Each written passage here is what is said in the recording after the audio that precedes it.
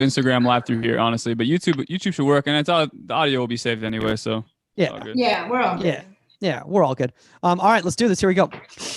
Welcome to Inside the 18. I'm Michael Magid, live from my bunker in Palm Desert, California. With me is 99 World Cup winner Saskia Weber, Pro GK Academy. You know him as Omar Zini, and just some fan that we found and decided that he wanted to come on the show.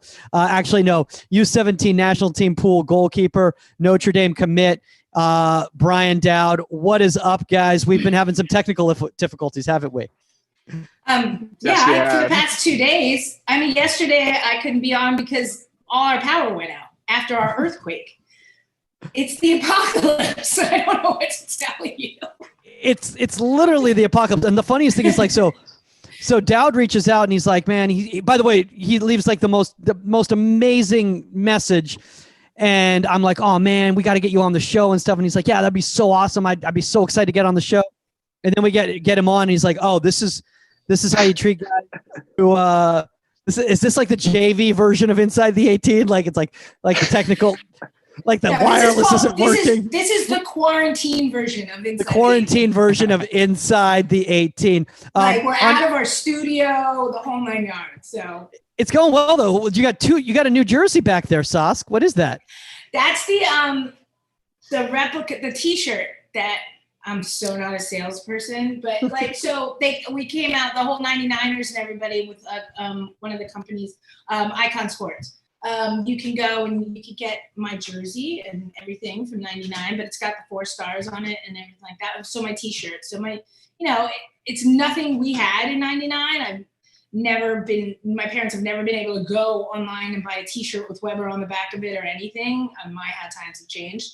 Yeah. So, it's really cool. So yeah, Icon Sports, and you can get Mia's, you can get Michelle Akers, you can get anybody from the 99 team. It's pretty awesome. That's amazing. It must be nice for people to buy a jersey with your name on the back. I've never felt that before. Meanwhile, Omar's he's like, I'm literally wearing something right now with my name on it. It's just no. Look at what Omar just did. Look what Omar did. I love the background. Listen, Omar, you weren't on yet, but I told him, see my John McCain hat? Okay, I got this on the ship in Japan, and the reason why, because I don't have anything Notre Dame, the reason why is the captain of the John McCain went to Notre Dame. Wow, so very deep, very layered. That was my tie-in. I was like, how do I give a shout out? That's a solid tie-in. By the way, I was seriously thinking. I love it. By the way, usually with guests we'd be like, I don't know, man. Like we should probably start getting to the topic. But like Brian's a huge fan of the show. He's an insider himself, so he's like, this is kind of why I wanted to be on the show. I just honestly wanted to go through all of this, basically. Exactly. Yeah. There's never any pressure. There's never any pressure for our guests. We just come on here, we chat goalkeeping, and it's just a free flowing conversation, which is what we love. Yeah, those are the best. Yeah, dude. And speaking of that, honestly, I just honestly appreciate just everybody like Brian themselves, who's an insider, who's been rating, reviewing, subscribing. I mean, you guys are amazing. I mean, dude, Dowd, that's how we connected, dude. It's like, you reached out and I was like, my God, this guy, he's so genuine. He's so honest. And I'm like, oh, he's good. We can actually have him on the show too. Cause it'd be cool. It's like, oh, that's really sweet. That's a really nice message. And then he's like, yeah, I play for like this Flight 3 team. I'm like, oh, okay, well, gotta find a story for you. But it's like, yeah, he's like, I'm playing football and soccer and I'm like baller at both. And I'm going to Notre Dame. Like an hour discussion about that. Mike, you and I. I think we did. Dude, he's playing football and soccer for Notre Dame. I'm like, how is that possible? I'm like, they're the same season and it's Notre Dame football. I'm like, I've seen Rudy. I'm like, it's kind of a commitment. So before we go, guys, I don't want to, I usually don't like to lead reviews, during the live episodes, but we got this listener review and I really want to read this one out. And this one goes, the best goalkeeper podcast out there, 5 stars. And it comes from some guy named Bryan Dowd. And it goes, found out about it a few months back and have listened to pretty much everything since. It's hard finding a podcast that can be informative at a high level while also being entertaining, and you guys do that. Some of the guests are amazing. Some. like yourself, Some. and provide great insight. Some. I love how the podcast is something I've listened to while in national team camp. All right, humble brag, but also something I recommend to some of the younger goalkeepers that I know. Anyway, all the best and keep up the great stuff. BD, man, awesome. This is honestly, man, I wanted to read it out loud because I wanted the insiders to hear, man, because like, like it really means a lot to us, man. It really means a lot to us when people of your level are listening to the show and benefiting from it. So thank you for honestly from the bottom of our heart. So, Absolutely. Yeah, no problem. And thank you to you guys. I mean, I've picked up so much from, the psychologists, the goalkeepers you've had on, the coaches, and it's helped improve my game. So it's a two-way street. Love it. yeah. Speaking of two ways, that's a great segue, Brian. I love how you just did that right there. Today's topic is how goalkeepers can balance multiple sports. So let's just kind of get into this right now. For a lot of people out there who might be, parents out there who are listening who aren't familiar with the vernacular that we use and everything like that, like Dowd, in your words, like what defines a multi-sport athlete? Honestly, a multi-sport athlete is just anyone who plays multiple sports at a somewhat high level. It can be anything from pretty much any sport out there. If you play both of them, then you're a multi-sport athlete. Yeah. I mean, I guess that's a pretty simple way to put it. Omar, obviously, you have people coming up to you all the time, on the Instagram channel, and they're asking consistent questions about like, hey, can I play baseball? Can I play basketball? Do I just have to be a goalkeeper? All that sort of thing. And I know a lot of times you kind of bring up to them kind of like the benefits of being a goalkeeper playing multiple sports, right? For sure. Yeah, no, I think the biggest thing that I try to tell them is, yes, there's going to be times where one of them is going to have to take priority over the other sports. But while you are playing the sports, let's say you're doing 2 sports, 3 sports, try and figure out the similarities and the common ground that you can, pick off of those sports. So, for example, we talk about basketball a lot, Mike. Going up for a rebound, get the ball at the highest point. Going up for a cross, get the ball at the highest point. If you're in, playing transition 2-on-1 defense, figuring out how to angle your body and, cheat the game and make the players kind of do what you want them to do. Same thing with the 2-on-1 or 1v1. It's kind of showing the forward a picture that you want them to see. And then from there, once they try to hit it near post, you've already showed them the near post, so you're there to go. So again, it's the importance of understanding the two sports and what similarities you can draw from each. Yeah. Saskia, she talks about this. I mean, one of the reasons, Brian, why we wanted to have you on is because literally, I think every episode Saskia brings up multi-sports. Absolutely. So I was just like, at some point we're going to have to get somebody on who's doing this. And it's one thing for like kids to hear like us talking about playing multi-sports. It's another thing for them to hear from somebody like yourself who's playing at a high level and is kind of around their, peer age and going kind of through those struggles right now. So, Saskia, what can you kind of tell us in regards to cross training and how it benefited you when you were growing up to become, the athlete that you are? Well, I mean, as you know, I was recruited very heavily for lacrosse in college, but at that point I had already started my introduction into the US national team and stuff. And so it did come down to a choice. And it also came down to a choice because lacrosse is in the spring and my entire spring semesters at Rutgers were spent on the road at the Algarve Cup or, in camps and stuff like that. So it wasn't a possibility. And at that point I wanted just to focus on soccer. But the cross training was everything. I wasn't a lot of people are like, oh, were you a goalkeeper in lacrosse too? No, I wasn't. I was a center. And it was everything for me. It was the getting that fitness in the spring, the running, eye-hand coordination, shooting, scoring, seeing different angles from a different perspective. I was also an all-state swimmer. So sorry, I was an overachiever. Yeah, I was literally going to say, dude, the funniest thing is like yesterday I was talking to Sarah Farnham, who played at UCLA, a high-level athlete herself, and we were talking about and your name came up when we were talking about her, and she's like, Saskia's just one of those people who I feel like if you just like, she's like, I don't know, just I'll figure it out. Just give me the ball, tell me the rules, I'll figure it out, and I'll make it happen. Yeah. But a yeah, lot of so like the cross training for me was just whether it comes down to I love swimming and part of my rehab when I was going through a knee surgery, not ACL, but knee surgery in Japan was I was in the pool, whether it was doing 100, 200 laps in the pool and running in the pool and then getting out and lifting weights and being on the bike and having the ability to like kind of tap back into that when I needed to,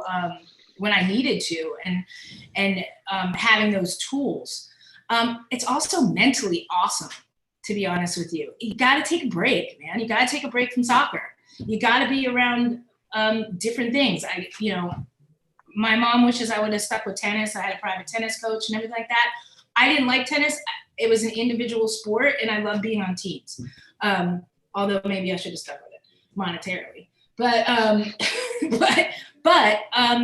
all those things help you like take a break. And I tell all my goalkeepers now, I tell even the UCLA goalkeepers, like, go play basketball, go for a swim, go, for a bike ride, go do something else. Don't always just play soccer, else you're gonna overload yourself and you're gonna burn out. So Yeah, do you think that's helped you not burn out with goalkeeping? Oh, totally. Oh, sorry. No, go. No, it's you. Yeah, it's you, dude. Oh, okay.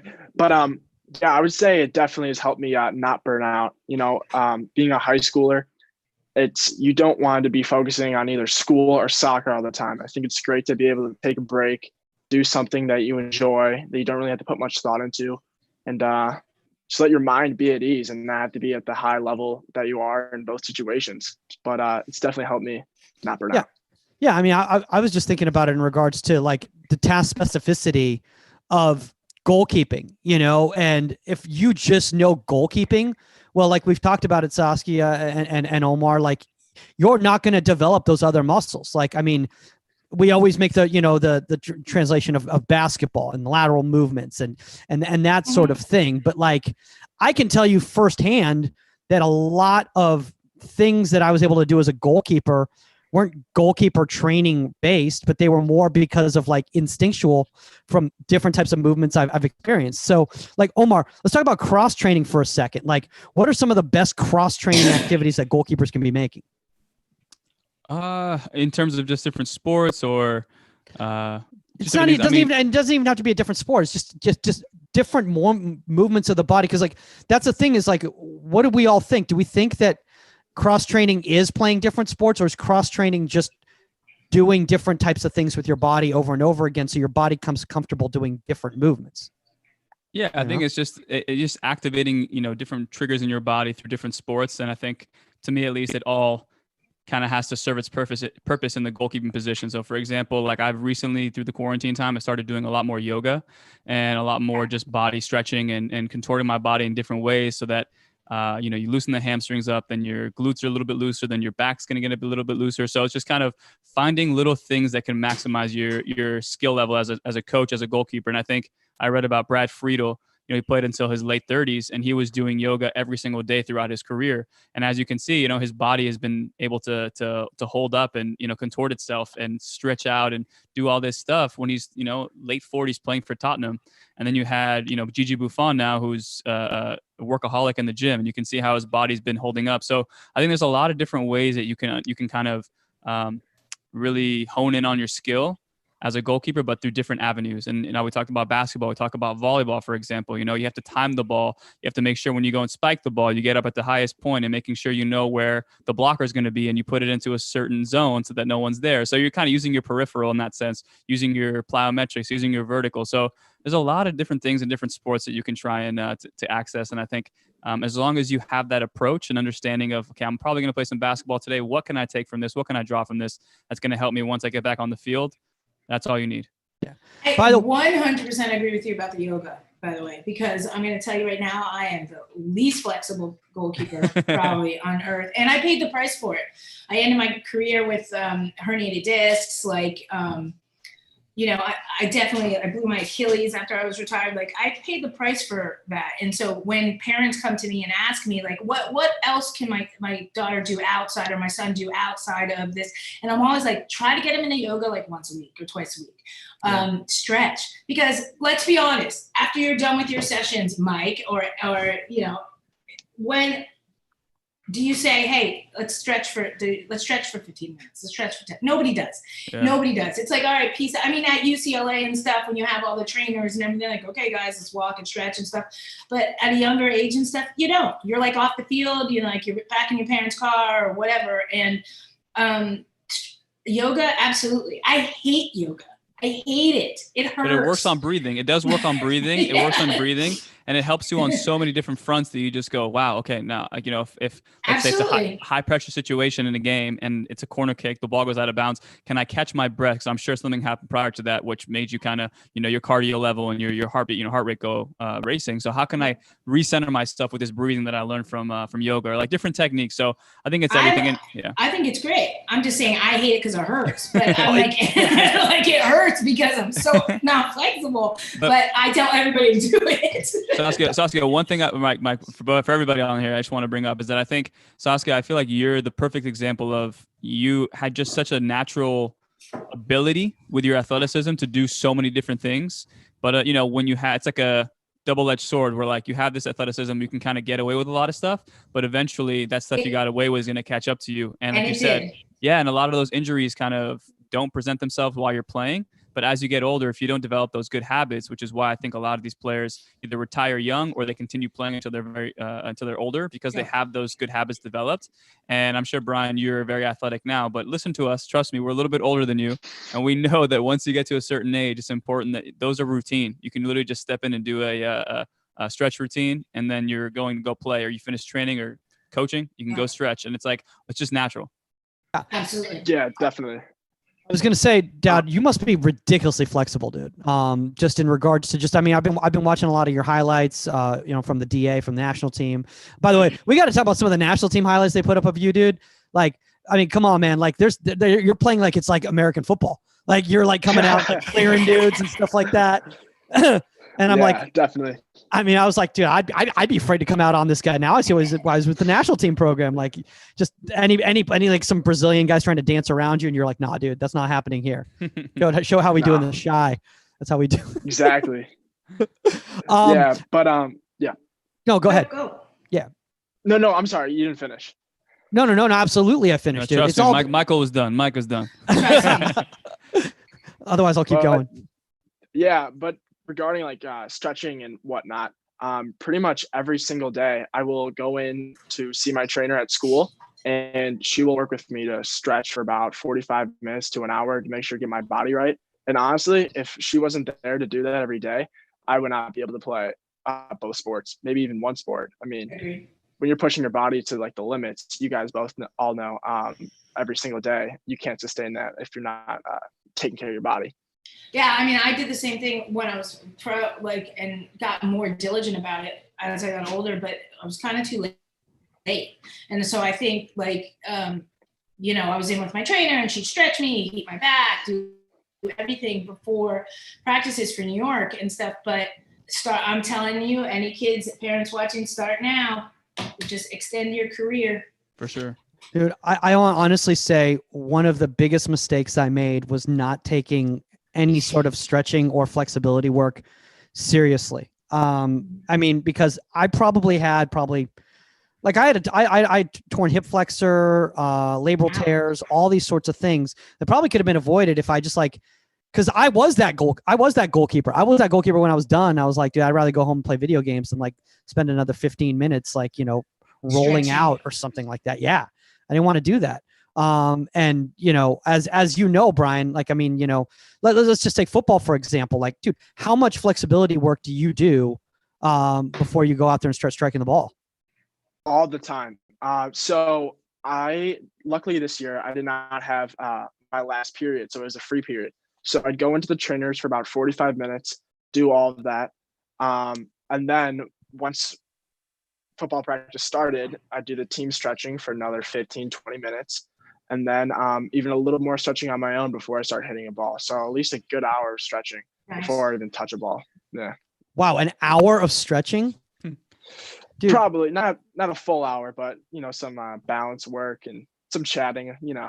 Dude, you're the most mature high school senior I've ever met in my life, dude. Like, you use this time Thank wisely. you.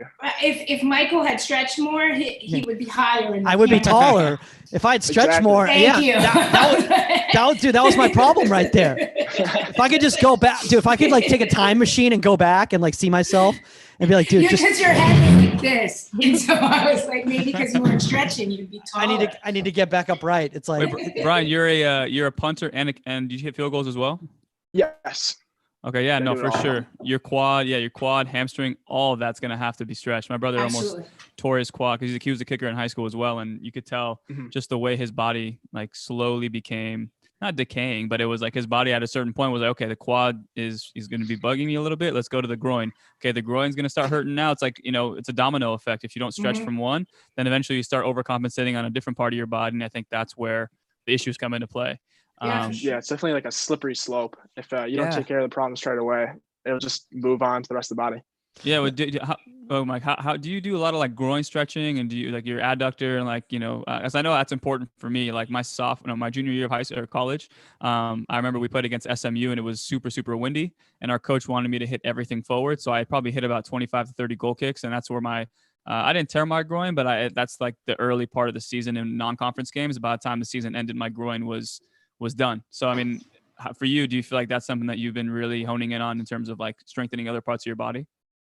Yeah, I think probably the groin and hip flexor have been the two that I've had to take care of and improve in strength, because with kickoffs, it's basically you're trying to hit the ball as hard as you can, and doing that a repeated amount of times in practice. And then when it comes game time, and hopefully your team's scoring a lot, so you're doing it a lot, it takes a pretty big toll. So that was probably the two toughest areas I had to focus on. Dad, I got a question for you. Because a lot of goalkeepers out there, for some reason, it seems like goalkeepers more than any other position. Maybe it's because they see us hitting goal kicks, and so like they're like, oh, you should come out and play football. That's my impression of a football coach. Apparently, they all sound like it's pretty spot on, honestly.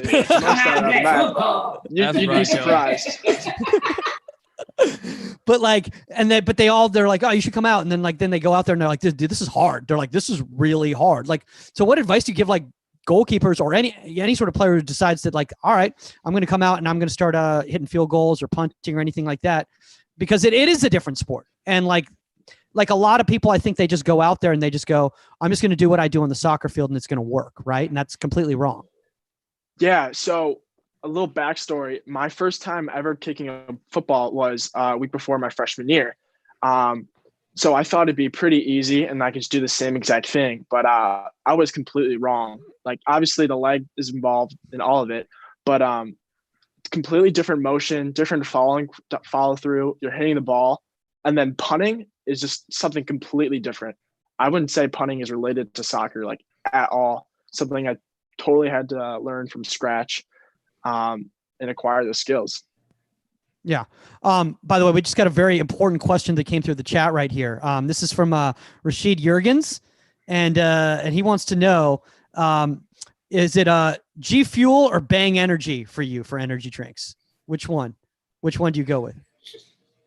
Me? Oh, I'm a big coffee guy. I do not like okay. Sports that might have been throwing shade at me for drinking this right here, right? Coffee.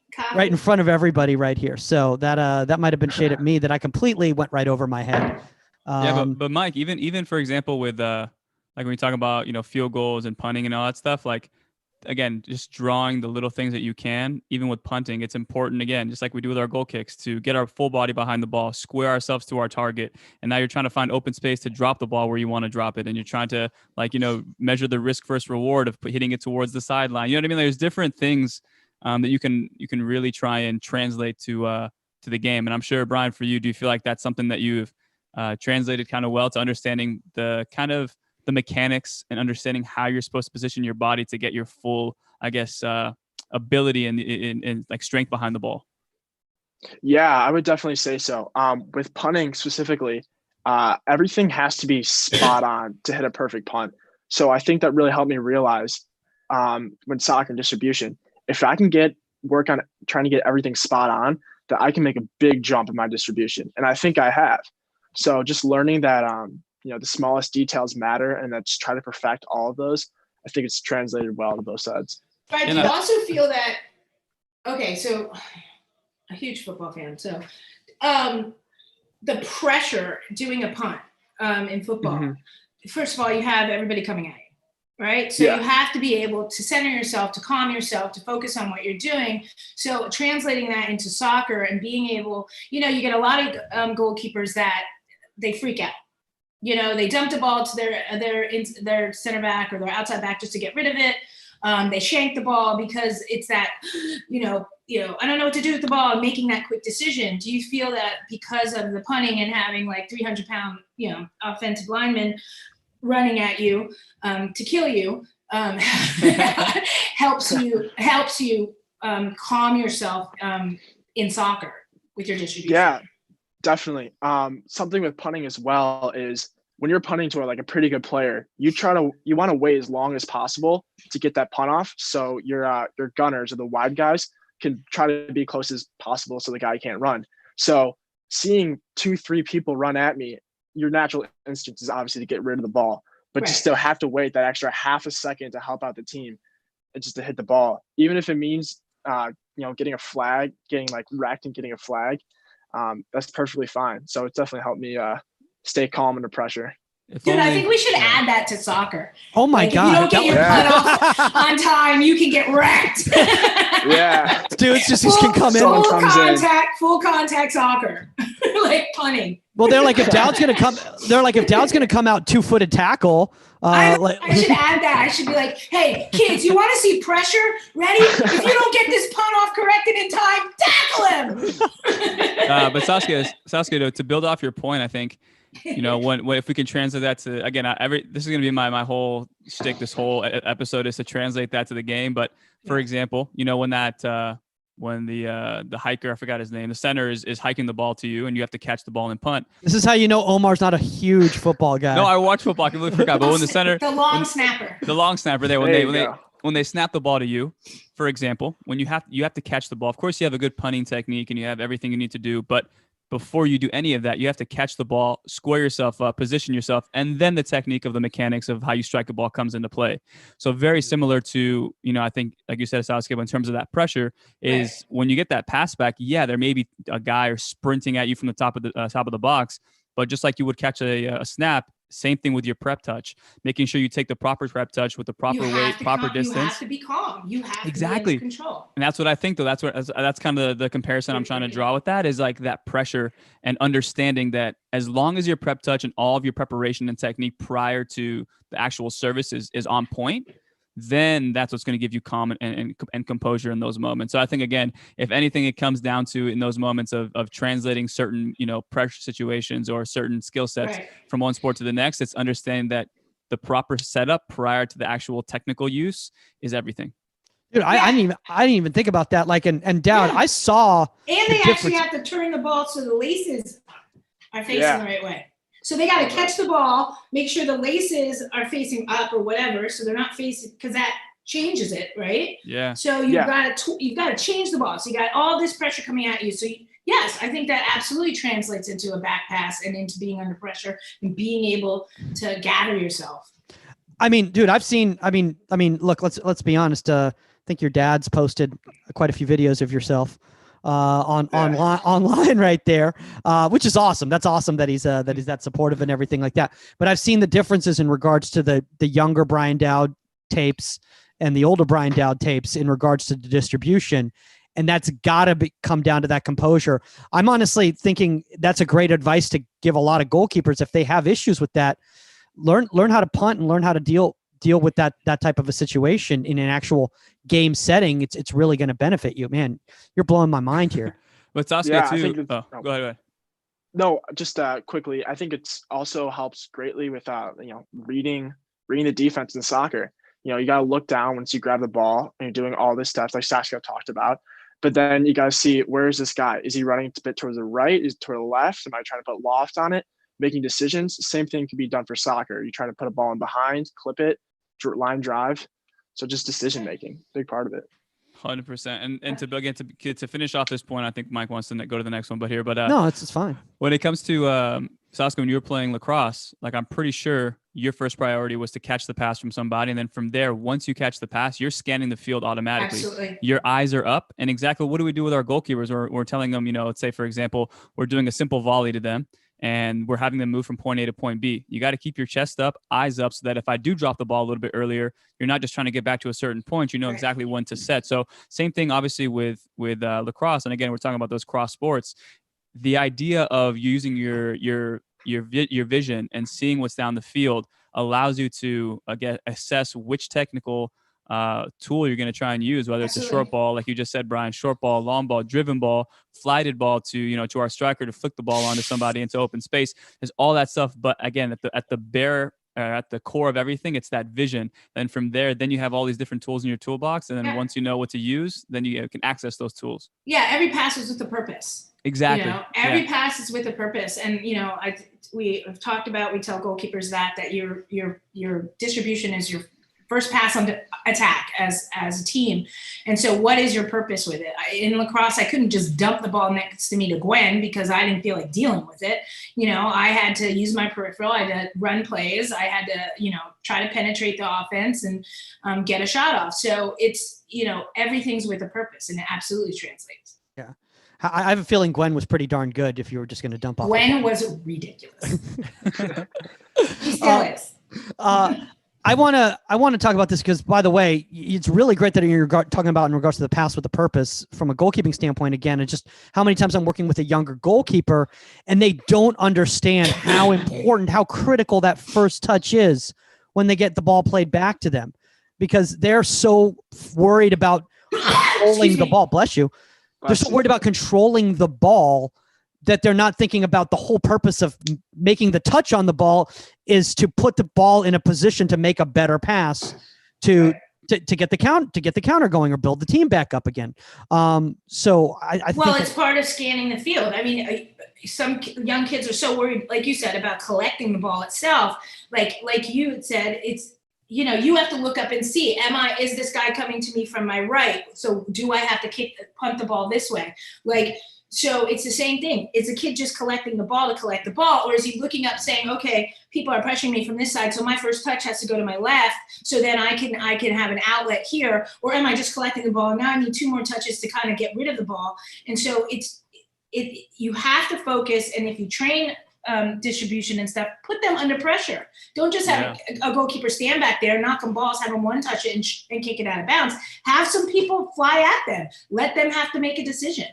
Yeah, maybe have them run in helmets. That could be a good idea too. But also too, I'm pretty sure, Bryan, I mean, again, I'm just, my mind is going crazy with all the ideas of how things can translate. But for example, the one thing that I've noticed as well from my goalkeepers is that they're so obsessed with the side volley that they want to catch a cross and immediately run to the top of the box and hit a side volley to somebody just because they've seen it on TV. It's sensationalized from Neuer, Allison Becker, all those guys. So for example, when you have the center snaps it back to you, the first thing on your mind is to catch the ball first, and then you go through your progression of striking the ball. So again, one of those things is like you get a cross or a service into the box, your first priority is to catch the ball, see it all the way through. And then once that like 1 or 2 seconds of seeing the ball all the way through is done, then you focus on the next play. So I'm sure that's something for you too, where you're focusing on one movement and then the second movement comes after you finish the first one. I have a question for you. Definitely. I'm just saying. Go ahead. You go first. No, I'm sorry. Okay. I got excited. I love football, so I got excited. But I would just say it's just facing the task in front of you and not trying to jump ahead too much. So just catch the ball, get the laces right, read with the field, see what's going on, then try to get the ball off. Same thing with crossing. You can't just distribute the ball if you're not going to catch it cleanly. Yeah. So going through the progressions. Exactly. So when everything goes awry, let's say a bad snap from the long snapper, Omar. A bad snap hits the ground over your head, whatever. Like how many times, you also have to train for that. You have to train to be hit and hit hard. Yeah. And do you feel that your goalkeeper training, because what do? We throw ourselves up and down off the ground. In the grand scheme of things, we like footwork better, so you don't have to. But do you feel that preparation as well helps you deal with getting a hit? Yeah, I definitely think so. I think working so much with crossing and whatnot and how just flying around all the time, your body takes a beating. So when it came to football and having to run an audible, having to make a tackle, having to go up the middle where there's like people trying to tackle you to try to get that first down instead of running out of bounds and doing safe. Those are all decisions that have been made that are now comfortable to me because of just how well soccer has trained me. I'm willing to take a beating just for that. So nice. Yeah. So it works vice versa. It's not just soccer benefiting, football benefiting soccer. It's soccer benefiting football too. Dowd, I actually have a question for you in regards to that. Like, obviously you're considered one of the top goalkeepers in the country in your age group, which is, great. I mean, shout out to you. That's obviously a lot of hard work, but by the way, the fact that you have like a 4.0 GPA or something insane like that, I don't know how you have time to do anything. But do you feel that if you had not played football, you would be where you're at right now as a goalkeeper with the national team and all that, Notre Dame?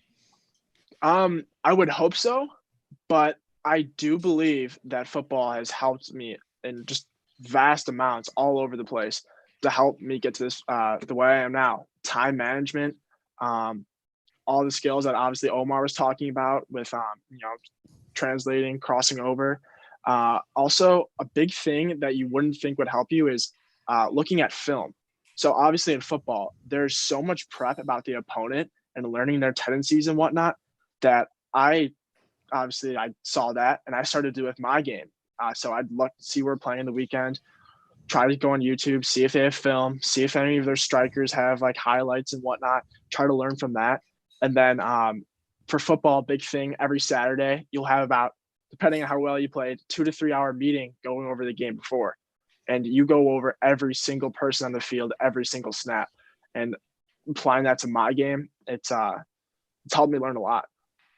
Absolutely. Yeah. I love that because, I think youth teams and stuff like that are just starting to do that. And I think with the quarantine and everything, I think more coaches are starting to realize in order to keep their players engaged, let's have them analyze film and stuff like that. But football, that's all football. It's watching video, analyzing the other team because it's a chess game and it's understanding where the plays are going, where the runs are going, where the blockers are pushing people. I told you I love football. And so I think that the more, I'm sure that helped you with soccer. Absolutely. Especially as a goalkeeper to be able to look out and see the movement of the defense and the offense in front of you. So, question for you. Are you Jets, Giants, or Eagles? Giants. Jets. Okay. Giants. Oh, Giants. So you said Giants. Giants. Okay. Giants. You said Giants. Okay. I love you, Dad. I love you, Damon. I said Giants. My phone's going to blow up in a second. Go, Omar. I'm glad I didn't bring up the punt that Deshaun Jackson returned. I don't know how many years ago. It was actually on TV a few weeks ago, and I was watching, and I'm like, I knew it was going to happen, but I just love Michael Vick, and when he was with the Eagles, so I like watching him on the comeback. And he came back, and the punter, I don't know what he was thinking. He should have punted, like you said, Brian. Like there's certain people who not to punt to and what to do in those situations. Absolutely. And Tom Coughlin gave it to him. Should have punted out of bounds, but we know what happened after that. But that's one of those situations where he knew he was probably going to get hit, so he let go of the ball too early, didn't let his gunners get down there, and then that's what happens. Dude, that was one of the craziest plays. Insane. The whole game was crazy. And now it is inside the goal line. This is the new inside the gridiron. Welcome to Inside the Gridiron. But it's a cross-sport athlete show, so that we're going to go that direction. Let's talk about it's being able to say that, Omar, being able to bring up that return and that punt and all that stuff, and being able to analyze that, and as a cross-sport athlete, to be able to watch football from a perspective of not just a fan, but to be able to break things down, to be able to understand why the defense or why the offense is doing that, or why you're calling an audible, or this and that and the other, like. It all works together, and it all does. And I've seen even too, like, wide receivers, like, when they're coming back to catch a ball, let's say they do a route and then they turn and they come back to catch a ball. More often than not, they got to slow their bodies down so that they can have the full ability and capacity to have that hand-eye coordination throughout the catch. And how many times have we seen guys turn around, like run back towards the quarterback and not slow their body down, and they can't catch the ball? So same thing we do with crosses or 1v1s or through balls. Like, we have to slow our body down, that fast approach, and slow arrival into the catch so we can access all the hand-eye coordination that we train in practice. So again, it's just like all those little things that I watch now and see, even in, defenders in basketball, how low are they getting? Are they in a wide base? They're in a narrow base. What happens when there's a screen? How do they read that? There's so many different things that you watch, like you said, from the viewpoint of I'm not just watching this for fun, but I'm watching this to actually gain a little bit more, add a little bit more tools in my toolbox that I can access whenever I need to. And I think that's one of the biggest problems today, is to be honest with you. Bryan, we're your new coaches. Yeah. That works for me. But straight up though, and I'm sure Dowd will attest to this. Is like, I think one of the biggest problems right now is not just that kids don't play anything other than soccer, is that they're encouraged to not watch anything but soccer. Yeah, is that their coaches are telling them, you got to watch in the Premier League this weekend and stuff, blah blah. They're like, well, but I was going to watch, the Cubs game against, the Phillies, and they're like, dude, who cares about baseball or whatever? And I think that's wrong, because the thing is, let's be honest, America, we're a little bit different. We have a multi-sport culture, and we're talking about different sports right now, all three of us, and we're all high-level goalkeeper people. Yet, like Saskia was saying, we can break down other sports. And that's only makes us better goalkeeper coaches, because we can't, or better goalkeepers, because a lot of goalkeepers or goalkeeper coaches can't do that, because that's all they know. So if they see something that's foreign or unorthodox, they start berating it and saying that's not how goalkeeping is, or yada yada yada. Well, I told you I put some of my younger players on a pitcher's mound, and I sit as a catcher and teach them how to throw. Like, properly how to step towards the ball, how to use your body, how to step into it when you throw. I give them a tennis ball or a baseball or a lacrosse ball sometimes, and I sit there and you can all ask them. I had to throw the first pitch out at Dodger Stadium last year, and I was throwing off the pitcher's mound to my kids. Because I was practicing. But you can take something from every sport.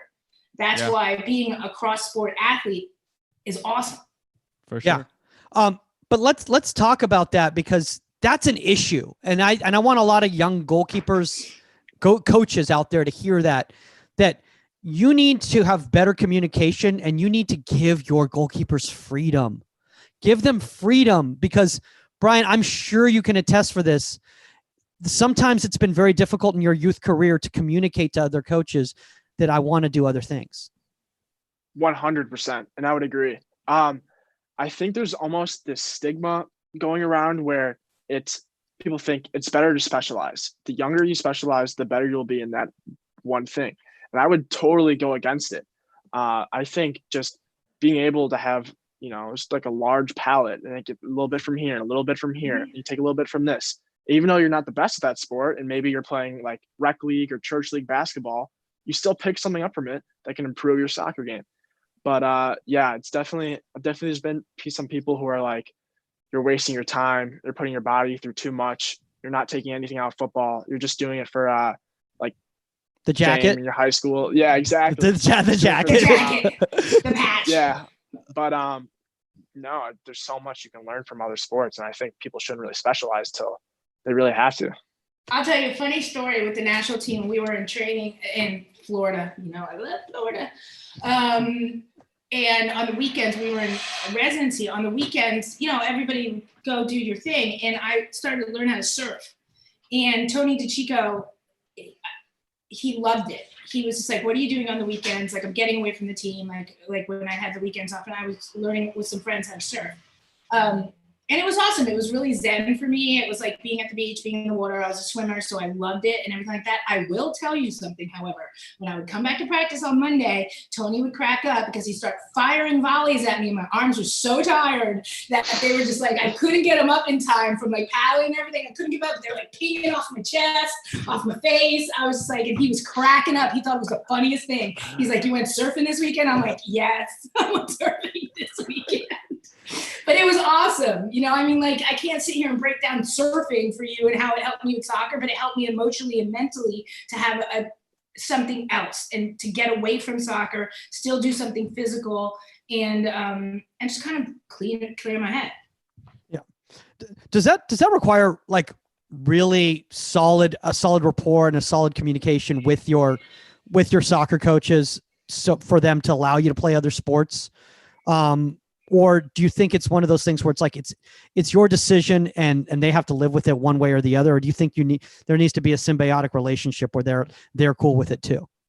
No, there definitely needs. Oh, no, go. It definitely needs to be a two-way relationship. And when I first started playing, I made it very clear to them that I'd texted them. I would text my soccer coaches every week, let them know what's going on. And lucky enough for me, there weren't too many times where the two overlapped and I had to choose one or the other. But when it did, I would always choose soccer, just because soccer is my main love and what I enjoy doing the most. But definitely required a lot of communication, texting both coaches, talking to them every time I see them. And even for footballs, sometimes I'd say, hey, coach, I've got a goalkeeping training session and a team training session early in the afternoon. Is there any way I could probably head out early or maybe take lighter reps today? And just being able to communicate like that so your body doesn't take a beating. It's really important. Well, I have a question about moving forward to Notre Dame. Okay, so what I have made a comment. I mean, you're number one, you're going, amazing soccer as well as one of the most iconic college football programs in history. And how are you going to balance that? Like obviously you've talked to both coaches and but it's the same season. So like, how are you working that out? So like I said to Michael before both you two have got on, as of now, I'm only playing soccer, but the goal is to hopefully be able to play football. And there's just a lot of things and questions that need to be answered. Like I said, there's the NCAA hours restriction, like you know of, yes. And having to have a day off. Now do I get 2 of those because I play 2 sports? And can I be rostered for a football game if I don't play in it? Does that count as my day off? There's all these questions there, GPA requirements, time spent, academics. The school has to allow it. The school is obviously very focused on academics, and they want one of their students playing 2 sports at the same time. So if I were able to do it, I would definitely take a lot of communication, having people. But when we did talk about it, they talked about having a shared calendar where I'd have every single thing put in that my teachers, soccer and football and academic counselors would all have access to see what my schedule is, to make sure I'm not overloaded and what's going on. So it would take a lot of communication. I mean, were you surprised? I'll be honest with you. I mean, like those are both elite programs for both sports. Were you surprised when both programs were interested in you playing for them? Yeah, I grew up pretty much like a Notre Dame fan. I have Notre Dame stuff around the house, and Notre Dame was always like my dream school for soccer. I went to all their camps and whatnot. And I wasn't the biggest football fan growing up. I'd watch it here and there. But so I was really excited when obviously Notre Dame soccer took interest in me. But then one day when my football coach pulled me aside at lunch and said, hey, I got a call from someone on the Notre Dame football staff asking about you, that really piqued my interest. I was like, wow. Because he had said lots of other D1 schools had reached out about me. And he always told them, I'm going to Notre Dame. No way I'm decommitting. No way. So I was like, oh, wow, this amazing, prestigious program who just came off of losing to Clemson in the semifinal last year. I'm like, this program's taking interest in me, someone who doesn't do goal or kicking private sessions and all that. Yeah, it's like, wow, I couldn't believe it. I was astonished. Yeah. Well, congratulations. I think it's pretty epic. I mean, look, dude, I mean, it's pretty good. You know who Josh Lambo is, obviously. So yeah, of course. Yeah. So for our audience who's listening who might not be familiar, Josh Lambo, very similar to you, U17 national team, FC Dallas, played for FC Dallas, and now kicks in the NFL. Which is, I mean, talk about a crazy team. Yeah, is he on your fantasy? Lambo's on your fantasy. This last year he was, yeah. Oh, for real? But look at it, like there are a lot of crossover athletes. I'm not just talking about soccer. I mean, look at a lot of football players that Bo Jackson. Bo Jackson, that have gone on to play baseball and everything. Again, though, you're looking at sports that are in 2 different seasons. That's what I'm being a parent right now, even though I only have 3 dogs. That is my biggest concern for you. I'm sure your parents as well, is just the how much pressure that's going to put on you and your time management, because you're also going to one of the best schools in the United States. So, and that's it's definitely a lot. And mom, dad, that's the most important thing. Exactly. Academics first. Always. Absolutely. I feel like the Dowd family like sent in a message in the chat board to Saskia right there, like just They're make sure you calling back. him right now. They're like, you better tell him about his academics right now. Yeah, my mom's a high school teacher, so I'm always hearing it from her about academics. Dude, it's crazy because I brought up the Lambo thing because, obviously, you enjoy both sports. You want to play at the highest levels of both sports. Do you think it's possible to pursue both sports at a professional level? Honestly, I don't see it happening at the same time. I can definitely see, playing soccer starting off, and then, kickers in the NFL are pretty old. And if you can just get lucky and you can just be like kicking for fun and you decide, you know what, I'm going to try it out for one of these teams, you might be able to pick up like a contract.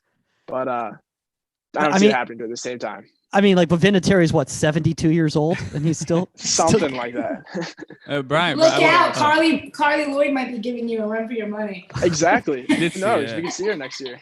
But Brian, do you feel like has in terms of like nerves and just high pressure situations, has there been a football game or like a high school game that you've been a part of that was way more nerve-wracking than any soccer game you've been in, or like which one would you think takes the cake on that? Yeah, definitely. So I'm lucky enough to go to a high school is pretty good in the football scene, competitive, one of the top teams in Illinois. So my freshman and sophomore year, specifically my sophomore year, last game of the season, to guarantee a spot in the playoffs, we're down 2, and I think it's about maybe 40 seconds left, and I had to kick a field goal into the wind. That was definitely the most nerves I experienced at that time.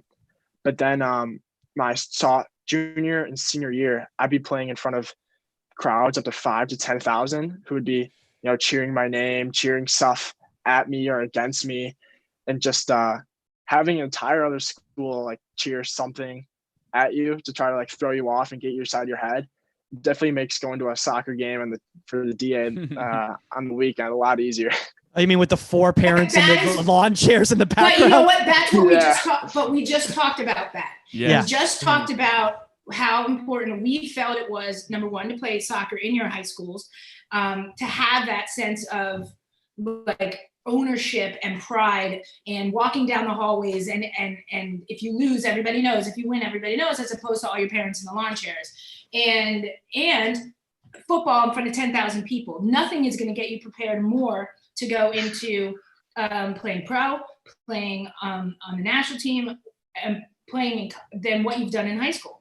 And to be able to be calm enough to kick a field goal into the wind in front of 10,000 people, or to play in front of whatever it was at your high school, like 4,000 people at your soccer games, that is you can't get that playing at the DA. You can't get that playing at the LA Bulls. You can't get that playing club. I'm sorry, you can't. And I think it's so important. So important. Yeah, Brian, did you make that field goal, by the way? I did, yeah. Okay, good. I automatically assumed. Why would you ask? I know. Yeah. I'm ashamed you even questioned it. Yeah, it's pretty crazy, honestly, the fact that you've been able to do both. And I think it says a lot about your personality and how organized you are, and making sure that you're able to balance and be successful at both of those sports, which, again, a lot of people, I know they like different sports, but to be able to balance both of those and to be able to again have that open conversations with your coaches and like, hey, look, I have training today, maybe take it easy on my body. Just those open conversations, I think, on an emotional and like a communication level, I feel like you're a lot more advanced than most people we've discussed or we've had on who are a little bit younger.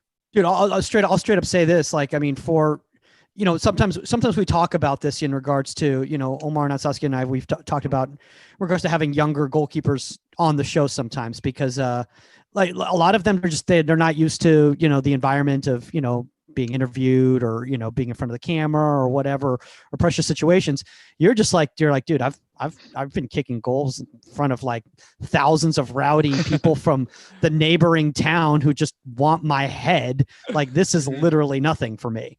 And it shows when we talk to you, because you don't get rattled. Yeah. And I think that benefits you. I think once you get to Notre Dame in soccer, dude, you're going to be so far ahead of a lot of the DA kids.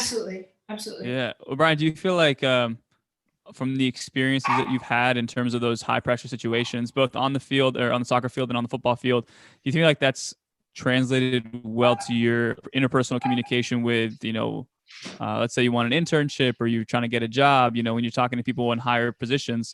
Do you feel like these situations have kind of helped you maneuver that?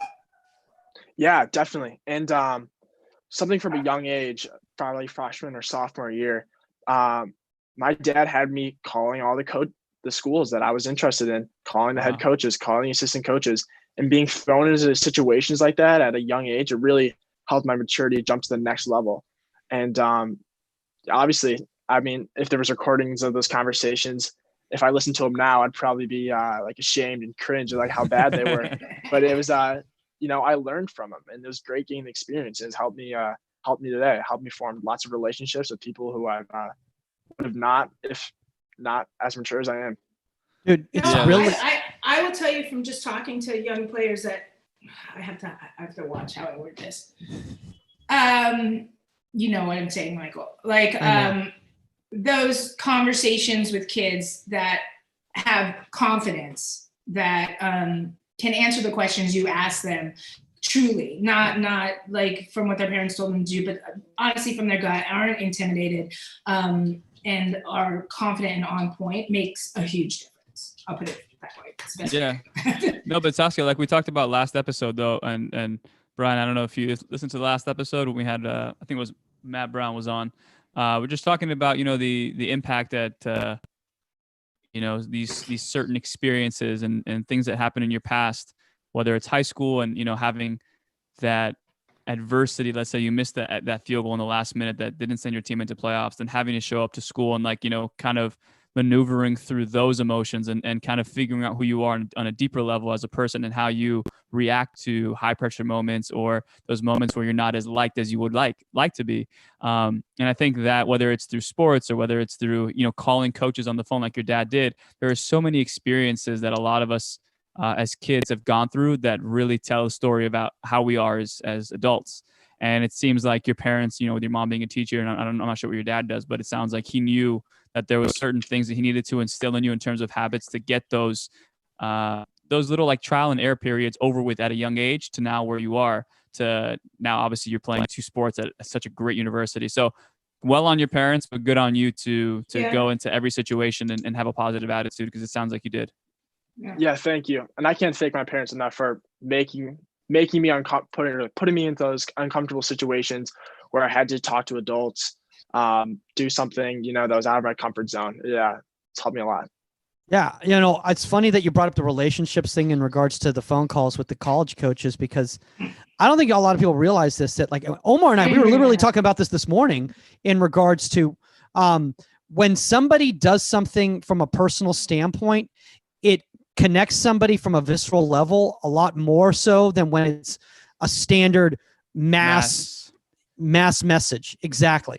And I think it's just because people realize that there's a direct connection as opposed to, it's about me. Like instead of it, when you're reaching out to that coach, it's about their program. It's not about, it's not about me, and I don't care where I go. I just want you to know how awesome I am, that sort of a thing. So, I think that's really important. And I think that's a way that I was able to develop a lot of relationships with a lot of coaches from an early standpoint, is because I would just call them. And they'd be like, why is this guy, he has no chance of playing at this school. I don't know why this guy's calling us. But then when I met, when I got into coaching and then I met these people again, they'd be like, oh dude, you're that random kid that I remember that message. Trust me. And you just never know. You never know where these opportunities are going to lead. I want to ask you a question before, and thanks for taking all this time, by the way. I know we're going over an hour right here, or I think we're about an hour right now. Is what mistakes have you seen, keepers make when they're trying to play other sports that you would advise them to not make?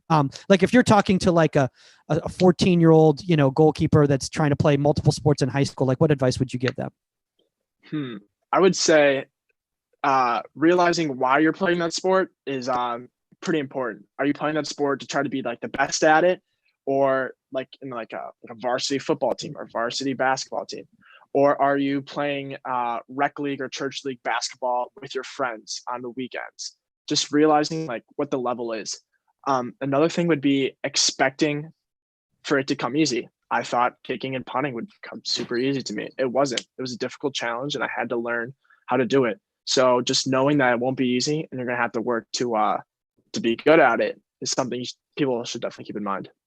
Yeah, I think that's really valuable advice, because I think most people, and a lot of people, sometimes they just quit something because they're not good at it, and they go, you know what, I'm already good at this thing, I don't need to do this sort of thing. But as it sounds like you wanted to go into uncomfortable situations because it was going to only enhance what you were already really good at. So yeah, definitely. Yeah. Well, before we go, we've got somebody here who's extremely esteemed in a lot of different sports. Apparently, even an amazing surfer, and I had no idea that that was that was the case. And before we go, I wanted to just see if Saskia was willing to share how basically getting recruited for lacrosse made her a national team goalkeeper. Getting recruited for lacrosse. Yeah. Because that's what you went to. That's what you were going to go to school for. When I was a senior in high school and all the offers were coming in, and back then, like, lacrosse is, it's more East Coast sport and stuff like that. I had to make that decision in high school. Like like I said, I'd already gone on my first trips with the national team and everything. And it just, school for me I'm dyslexic. So school for me wasn't the easiest thing. So I knew when I was in school, I had to focus. Like, I had to hammer down. I couldn't kind of pile my plate up with sports. And Princeton wanted me to come to Princeton and play soccer and play lacrosse on an academic scholarship. And because they don't give sports scholarships. And I made the decision that was too much for me. It was too much on my plate. I had to make the decision at that point to pick. And it was hard because I absolutely love lacrosse. My family is a lacrosse family. My brother played at Middlebury. My uncle was an All-American. And so it's definitely a family sport. And I loved it. I loved being a center. I loved scoring goals. I loved it. And so, but the team aspect of that, kind of like what we were talking about, Omar, is like being a center, being a playmaker, setting up the attack, looking for the runs, figuring out how you can best penetrate a ball and throw. I think that helped me as a goalkeeper because I've always looked at goalkeeping offensively. Yes, I have to set everything up defensively. Yes, I have to save the ball. But once I save the ball, I'm on attack. And so I've always looked at it that way. And I've always looked to skip the first line and see how I can find the 9 or see how I can even bypass that and send a through ball and get us engaged in the attack. We don't want the ball in our end, and I think that lacrosse really helped me with that. It helped me kind of read everything that was going on in front of me, the movement of players, the speed of it, eye-hand coordination, and fitness. It was, and women's lacrosse is different from men's lacrosse, where there's no offsides, there's no middies, it's not like that. You have, technically, originally there were no boundaries, so it was all natural boundaries. Obviously, it's different now because you play in stadiums and stuff. But so it was the fitness, the team aspect, being a captain, wearing a kilt. No, just kidding. But making that decision also helped me grow up. Like you said, I had to make that decision. I did. That was left up to me by my parents. My parents love watching me play lacrosse. Do you want to go to school and play lacrosse? Do you want to, soccer? And it was left up to me. And it was up to me to talk to coaches and to say, thank you for asking me to come in and play. But, I'm going to go to school. Ultimately, I went to Rutgers, which is no easy university in its own right. But I only played soccer at Rutgers. And I felt that was more sustainable for me and more in control for me because I had to focus so much on my studying and on my deficiencies and everything like that. So I guess if that answers your question. No, it definitely does. Before we go, we just got a big question that just came in, which actually fascinating. I never even thought about this in the comment section right here. And I'm going to ask it to everybody right here. Does playing esports benefit a goalkeeper on the field? Just playing what? Esports. I don't like think FIFA, so. like FIFA, all that sort of stuff. I'm not a gamer. Okay. I don't All know. all right, young. All right, Atari? Gen. All right, Gen Z. Gen Z right here. Let's go with Gen Z right here, huh? Dowd? Yeah, so I don't. Yeah, I'm sorry. I don't own an Xbox or PS4 or anything. I don't play video games, so maybe I'd be just a little bit better if I played FIFA or like any other games going on right now. But I think my development's fine without it. All right. Yeah, no, I don't think so. I mean, it depends on how you conceptualize things, and if you have like a mindset that like you're always looking for different avenues to learn, then maybe you can find something that you'll see in the picture that's being painted to you in FIFA. Is it looks like, oh wow, Ter Stegen just did this. Maybe I could do this in my game. Then sure. However, everyone learns at different rates, but for me, it doesn't. But Mike, I think there's one thing I want to say though, like to close off everything for like my thought process is, if you look at I think any high level coach or high level goalkeeper, and you kind of peel back the layers on their development as a goalkeeper and as a person, you'll see so many different influences drawn from different sports. And I think that is something that can't be taken lightly, because I think it's such an important way to understand their thought process as a coach and their understanding of the position and the body mechanics and all that stuff. And also too, when you talk to a younger goalkeeper, let's say they, play baseball or play tennis, there's a lot of different ways that you can send a different, like the same message that you want as a goalkeeper coach, but through a different way. So for example, I talked to Chris Sharp, who's the goalkeeper coach at the Colorado Rapids, and he has a very deep history. He had to decide, I think at 15, whether he wanted to play tennis professionally or play goalkeeper professionally. And so he had to make that tough decision. But then now the crow hop, which is kind of like as that ball is being served, if you guys notice in like Wimbledon or whatever, you watch Federer and Nadal, as that ball is being served, the players aren't in a standstill position. They take a little bit of a hop step prior to get their feet activated. So now they have the ability to make that lateral movement if that serve is one step or two steps to their left or to their right. So again, think about goalkeeping. When you have that shot as it's coming, whether it's a one-on-one or a shot from the angle, you're doing that little crow hop or that little prep step to get your body activated, to allow yourself to get low or take that step to get down. So I think it's very, very important not to specialize too young, and being able to, as a coach and as a goalkeeper, to watch the different sports and understand the body mechanics from a different perspective. Maybe that may be the mental unlock that you need to understand a certain movement or a certain idea that the coach is teaching you. So that's what I would say is, look at all the greats, look at all the best people out there who have prior history and knowledge in different sports, and see how they use those sports to conceptualize their thought processes from the goalkeeping perspective and lens. That's why I've been watching Jordan, because I figured if I can emulate what Michael Jordan does on the basketball court on the goal, I'll be all right. Yeah, but there's so many different things. Like even the thing that Chris talked about was like, there's times in tennis where you're on match point, double match point, and you're either trying to close it or you're trying to not lose the match. So there's like those high pressure moments where you're trying to figure out, okay, what can I do at this point right here to just keep the ball in play? Like you're talking about beating the game versus just, using a certain technique. So there's like game ethics, and there's so many different things from different sports that you can draw, whether it's mental, psychological, physical, whatever it is. Yeah. Tusky, anything you want to wrap up on? Yeah, Michael. You got a Jordan story. Okay, all right, we'll finish on the Jordan story. I was joking around with Michael Jordan once, and we were talking about that. You're too young for this, probably, but. By the way, I love the fact that you started the story with, I was joking around with Michael Jordan. Yeah. So we were talking about his commercial with Mia. Like, I want to be like Mike, I want to be like Mia. Yeah. And I don't know if you guys remember, like he got in goal and Mia like shot like, and he like this horrendous, like awkward dive. And he was like, yeah, I had so much fun making that. How'd I do in goal? And I was like, dude. I was like, if you ever shoot a commercial like that again, call me, because that was horrible. And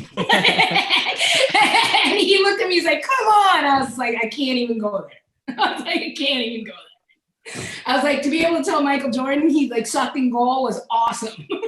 Because he's just the GOAT. He's the greatest everything of all time. So there's my Michael Jordan story.